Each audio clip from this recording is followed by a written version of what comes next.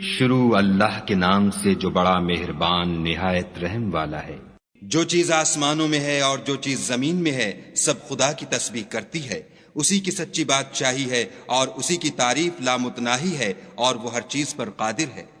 وہی تو ہے جس نے تم کو پیدا کیا، پھر کوئی تم میں کافر ہے اور کوئی مومن، اور جو کچھ تم کرتے ہو خدا اس کو دیکھتا ہے۔ اسی نے آسمانوں اور زمین کو مبنی بر حکمت پیدا کیا، اور اسی نے تمہاری صورتیں بنائیں اور صورتیں بھی پاکیزہ بنائیں، اور اسی کی طرف تمہیں لوٹ کر جانا ہے۔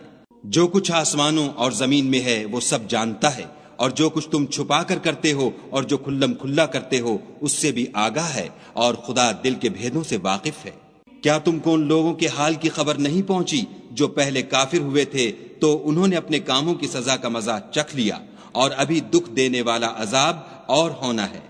یہ اس لیے کہ ان کے پاس پیغمبر کھلی نشانیاں لے کر آتے تو یہ کہتے کہ کیا آدمی ہمارے ہادی بنتے ہیں، تو انہوں نے ان کو نہ مانا اور منہ پھیر لیا، اور خدا نے بھی بے پرواہی کی، اور خدا بے پرواہ اور سزاوار حمد و ثنا ہے۔ جو لوگ کافر ہیں ان کا اعتقاد ہے کہ وہ دوبارہ ہرگز نہیں اٹھائے جائیں گے۔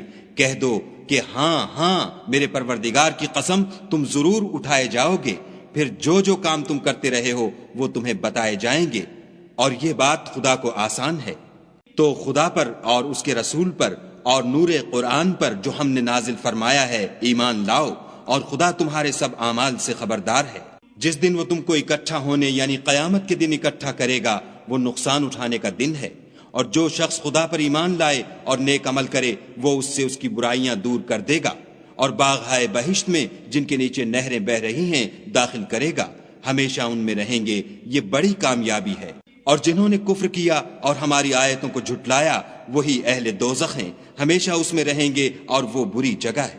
کوئی مصیبت نازل نہیں ہوتی مگر خدا کے حکم سے، اور جو شخص خدا پر ایمان لاتا ہے وہ اس کے دل کو ہدایت دیتا ہے، اور خدا ہر چیز سے باخبر ہے۔ اور خدا کی اطاعت کرو اور اس کے رسول کی اطاعت کرو۔ اگر تم منہ پھیر لوگے تو ہمارے پیغمبر کے ذمے تو صرف پیغام کا کھول کھول کر پہنچا دینا ہے۔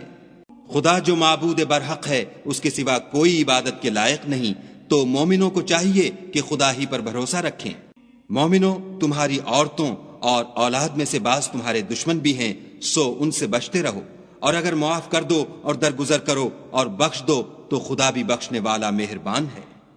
تمہارا مال اور تمہاری اولاد تو آزمائش ہے، اور خدا کے ہاں بڑا اجر ہے۔ سو جہاں تک ہو سکے خدا سے ڈرو، اور اس کے احکام کو سنو اور اس کے فرما بردار رہو، اور اس کی راہ میں خرچ کرو، یہ تمہارے حق میں بہتر ہے۔ اور جو شخص طبیعت کے بخل سے بچا لیا گیا تو ایسے ہی لوگ راہ پانے والے ہیں۔ اگر تم خدا کو اخلاص اور نیت نیک سے قرض دو گے تو وہ تم کو اس کا دو چند دے گا، اور تمہارے گناہ بھی معاف کر دے گا، اور خدا قدر شناس اور بردبار ہے، پوشیدہ اور ظاہر کا جاننے والا، غالب اور حکمت والا۔